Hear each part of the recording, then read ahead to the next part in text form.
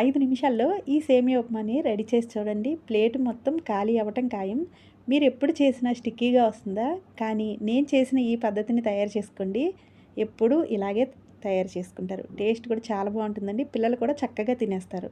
మరి ముందుగా దీనికోసం స్టవ్ వెలిగించి ఒక గిన్నెను పెట్టుకుని దానిలోకి 2 గ్లాసుల వరకు నీళ్ళు పోసుకోవాలి. తర్వాత కొద్దిగా పసుపు, తగినంత ఉప్పు వేసుకొని మూత పెట్టి నీళ్ళు బాగా మరగనివ్వాలి. ఇలా మరిగిన తర్వాత దీనిలోకి 1 కప్పు సేమియాను వేసేసుకోండి.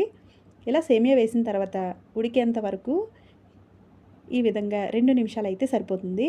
ఇలా ఉడికిన తర్వాత ఒక స్ట్రైనర్ పెట్టుకుని ఈ సేమియాని వడకట్టేసుకోండి. ఇప్పుడు స్టవ్ మీద ప్యాన్ పెట్టుకుని ఒక గరిటె ఆయిల్ వేసుకుని వేడైన తర్వాత పచ్చిశనగపప్పు, మినపప్పు, ఎండుమిరపకాయలు, పల్లీలు అలాగే కొన్ని ఆవాలు కూడా వేసుకోండి. పచ్చిమిరపకాయలు కూడా వేసుకోవచ్చు ఎండుమిరపకాయల ప్లేస్లో.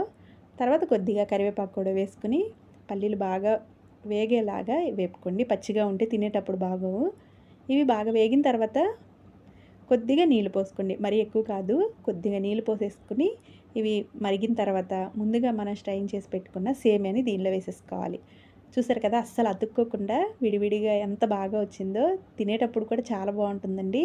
ఇలా ఫ్లేమ్ని హైలో పెట్టుకుని 2 నిమిషాలు ఈ తడి మొత్తం ఇంకిపోయేలాగా ఈ విధంగా ఫ్రై చేసేసుకోవాలి.